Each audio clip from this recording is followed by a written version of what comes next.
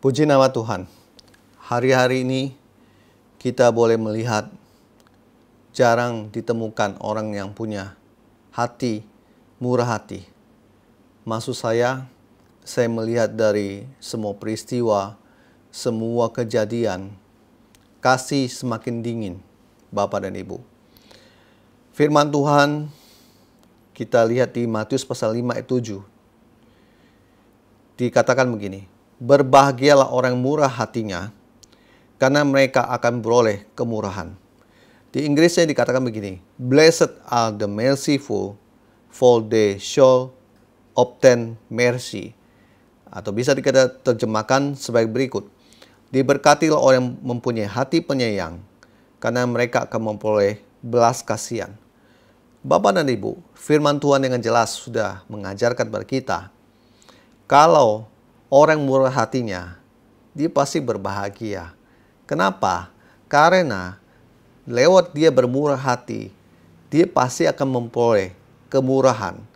Jadi kalau hari ini, misalnya orang ini, dia sering melakukan perbuatan baik, dan setiap orang datang pada dia minta pertolongan apapun, selalu dia bantu. Bahkan ketika para hamba Tuhan yang membutuhkan pertolongan apapun, dia juga bantu. Bapak dan Ibu, Alkitab mencatatnya bahwa orang ini pasti akan memperoleh kemurahan. Orang ini tidak akan kehilangan kemurahan.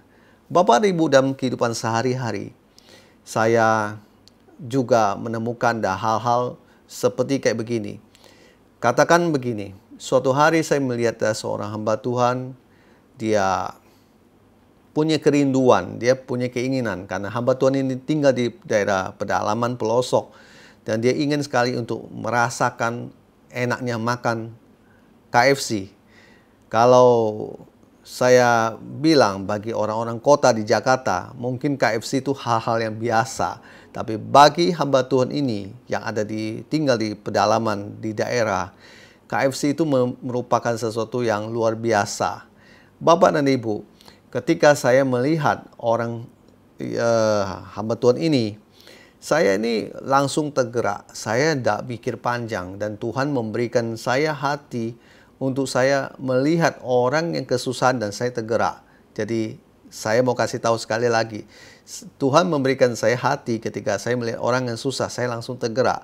Bukan melihat orang yang susah, saya tertutup hatinya.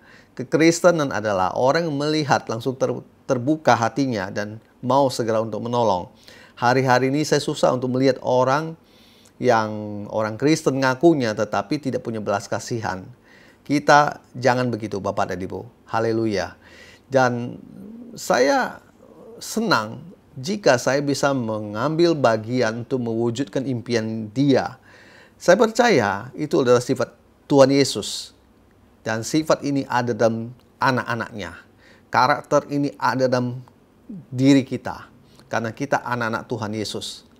Dan saya mau kasih tahu Bapak dan Ibu, sebagai seorang hamba Tuhan yang full time, yang kita tidak mempunyai pekerjaan atau usaha atau apapun, kita juga tidak setiap hari berbicara pelayanan dan lain sebagainya. Tapi ada juga kadang-kadang kita sebagai manusia biasa, kita merindukan kita bisa berlibur, kita bisa berjalan-jalan bersama dengan keluarga kita. Dan saya sangat bersyukur Bapak dan Ibu, di tengah kerinduan saya ini, tanpa saya meminta-minta pada orang kepada siapapun, Tuhan tahu kerinduan saya. Dan Tuhan menggenapi firman-Nya di Matius pasal 5 ayat 7 lewat apa yang sudah saya lakukan. Jadi firman Tuhan ini jangan sampai menjadi istilahnya tidak terbukti. Firman Tuhan ini ketika kita melakukannya, kita pasti akan menerima akibatnya. Waktu saya selama hidup ini, saya bermurah hati pada orang, memperhatikan orang, bahkan memenuhi setiap impian, kerinduan orang, dan suatu hari saya juga memperoleh kemurahan. Dan itu pantas karena Matius pasal 5 ayat 7 sudah berkata, karena mereka akan beroleh kemurahan. Bapak dan Ibu, hari ini begini, kalau Anda rindu, Anda mendapat kemurahan, Anda rindu ditolong oleh orang, Anda rindu dibaikin sama orang, maka saya mau berkata, Anda harus menabur kemurahan hati. Anda harus menabur kebaikan. Anda harus memperhatikan orang juga.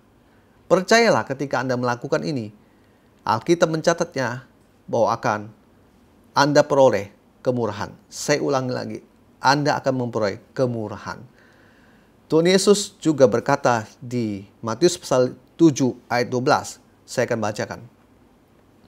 Segala sesuatu yang kamu kehendaki supaya orang perbuat kepadamu, perbuat demikian juga kepada mereka. Itulah isi seluruh hukum Taurat dan kitab para nabi. Wow, ini luar biasa.